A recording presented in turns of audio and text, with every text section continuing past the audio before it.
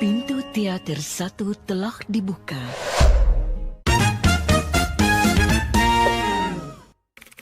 Film dibuka dengan Zoe, seorang wanita cantik yang sudah menikah selama 10 tahun dengan Ignacio, sosok pria yang selalu sibuk dengan pekerjaannya. Suatu malam, Zoe dan suaminya yang sedang menonton film, melihat seorang anak kecil yang sedang digendong ibunya di TV. Terlintas di pikirannya untuk mempunyai anak, dia pun lalu bilang kepada Ignacio. Namun suaminya terlihat ragu dengan keinginan sang istri. No, Zoe. Mira, si yo no puedo tener hijos, debe ser por algo. No. A lo mejor él quiere que adoptemos. Metas a Dios en esto. Podemos, mi amor. Semua hal ini membuatnya menjadi semakin memendam amarah kepada suaminya. Menurutnya, suaminya itu sangat kaku, terlalu sibuk, bahkan untuk melakukan hubungan suami istri, mereka hanya melakukan sekali seminggu. Itu pun hanya di hari Sabtu, sesuai keinginan sang suami. Zoe merasa dirinya sudah tidak dicintai lagi, dan kini pernikahannya terasa hampa.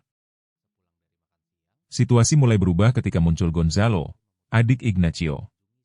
Dia adalah seorang seniman pelukis, dia tipe orang yang sangat ceria, bersemangat dan mudah bergaul. Yang berbanding terbalik dengan Ignacio yang terlalu kaku. Malam itu, mereka bertemu dalam suatu acara pameran lukisan. Está muy lindo este.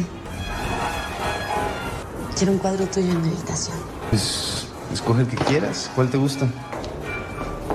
Este me gusta. Este cuadro cuesta $3,000 nada más. Karena tertarik dengan lukisan, akhirnya Gonzalo menawarinya besok untuk datang ke rumah, melihat koleksi lukisan yang dimilikinya dan jika berminat, Gonzalo juga ingin melukis dirinya. Setelah sampai di rumah, dia bercerita kepada suaminya kalau telah membeli salah satu lukisan adiknya. Seperti biasa, Ignacio terlihat cuek dan tidak peduli dengan itu. Bahkan dia juga menghina adiknya sendiri, karena menerima uang dari kakak iparnya sendiri. ¿Y eso? Es un cuadro de Gonzalo. No mucho. Francamente me parece de pésimo gusto que te haya vendido el cuadro. Besoknya, Zoe mendatangi rumah Gonzalo. Karena dia penasaran dan tertarik ingin dilukis oleh seniman secara langsung. Saat ditanya oleh adik iparnya, apakah kakaknya tahu tentang ini? Le tuve que mentir. No le puedo decir que estoy contigo. No le haría nada de gracia saber que me vas a pintar.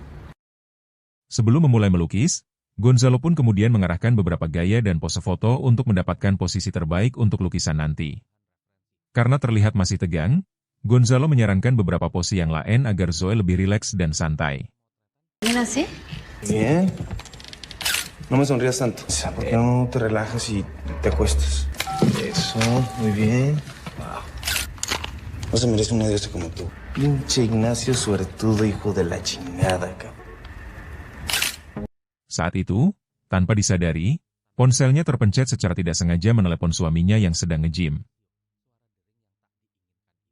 Terdengar di telepon, Zoe sedang curhat kepada adik iparnya itu tentang permasalahan keluarganya, dan dia merasa hampa dalam pernikahannya.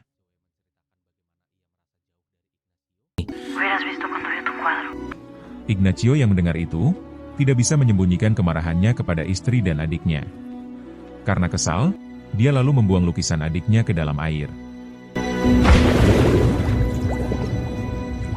Sesampainya di rumah, Ignacio berlaga seolah-olah tidak mengetahui apa yang telah dilakukan oleh istrinya.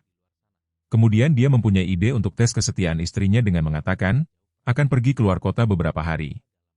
Dan benar saja, karena suaminya akan pergi, Zoe akhirnya merencanakan sesuatu untuk mengundang Gonzalo makan malam di rumah.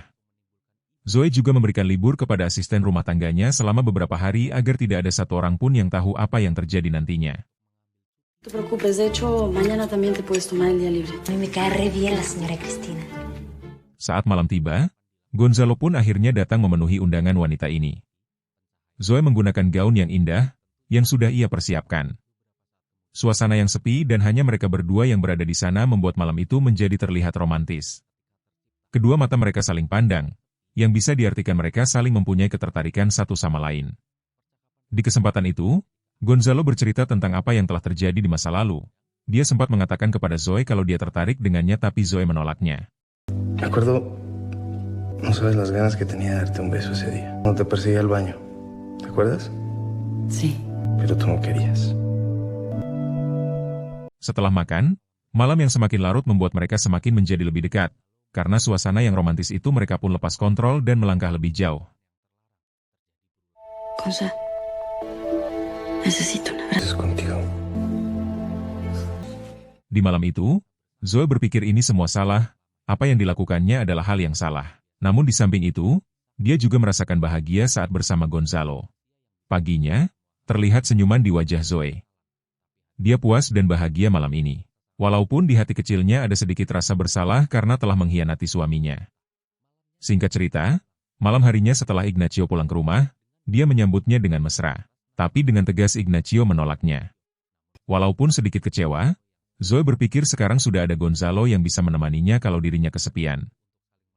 Keesokan harinya, Zoe menelepon Gonzalo dan mengajaknya bertemu di sebuah hotel. Setelah melepas semua rasa yang terpendam, mereka berdua pun ngobrol santai. Ignacio en la cama. ¿Qué lo hace por cumplir? Porque yo creo que no le gustan las mujeres, güey. ¿Por qué dices eso? No sé. Siento que es un puto reprimido. ¿Estás hablando en serio? Sesampainya di rumah, Zoe yang kepikiran dengan perkataan Gonzalo tentang Ignacio lalu bertanyalah dia kepada suaminya itu. ¿Alguna vez? Nunca. ¿Por qué me preguntas eso, mi amor?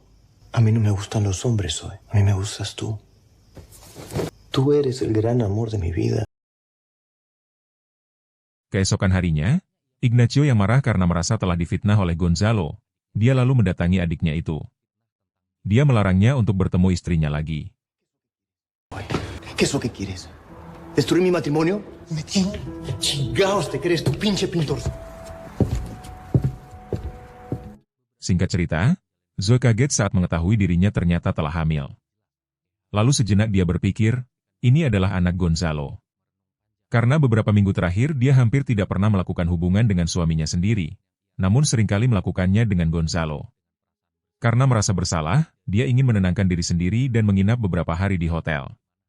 Setelah siap, dia kemudian menelepon Gonzalo untuk menemuinya di hotel. Di sisi lain, Ignacio sedang ada rapat di hotel yang sama tempat istrinya menginap, dia melihat Gonzalo di sana. Lalu kemudian dia berpikir istrinya pasti juga menginap di sini, karena beberapa hari sudah tidak berada di rumah dan tidak bisa dihubungi. Ignacio lalu mencoba bertanya kepada staf hotel, dan benar saja ada nama istrinya yang menginap di sana. Disculpa un momento.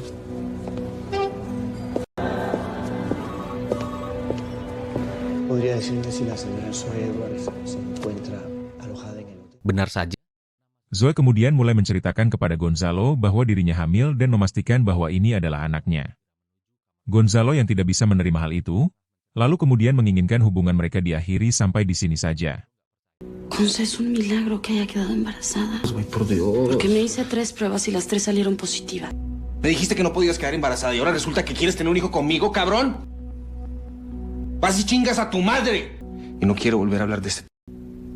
Di sisi lain, ternyata Ignacio mendengar semua percakapan mereka. Dia mendengar jika Gonzalo akan meninggalkannya dan tidak mau bertanggung jawab. Singkat cerita, Zoe pulang ke rumah dan menemukan sebuah pesan dari suaminya. Ignacio mengucapkan selamat atas kehamilan Zoe, dan dia bersedia untuk menjadi ayah dari bayi yang ia kandung. Dia juga memaafkan semua kesalahan Zoe, karena dia merasa istrinya seperti itu karena dirinya yang kurang perhatian.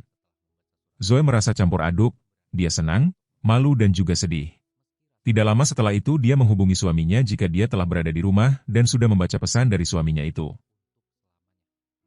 Akhirnya dia sadar jika suaminya sangat mencintainya.